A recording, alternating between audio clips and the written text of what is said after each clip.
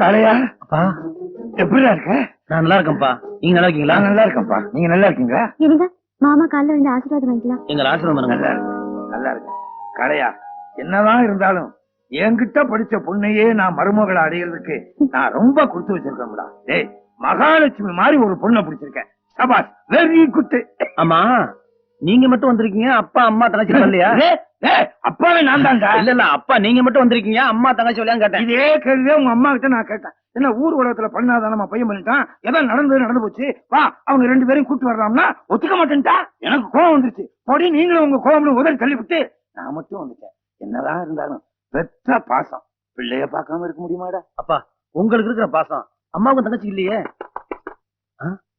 தங்கச்சி போய் யாரும் பாரு. சரிங்க. யாரோ வந்திருக்காங்க, அவங்க கிட்ட பேசி வெளியே அனுப்பிச்சு சரி பீரோ கிட்ட ஒளிஞ்சுக்கிறேன். சீக்கிரம் போய் ஒளிஞ்சுக்குங்க. சைலண்ட். பார்த்து அத்தியார் புத்தி போகுது.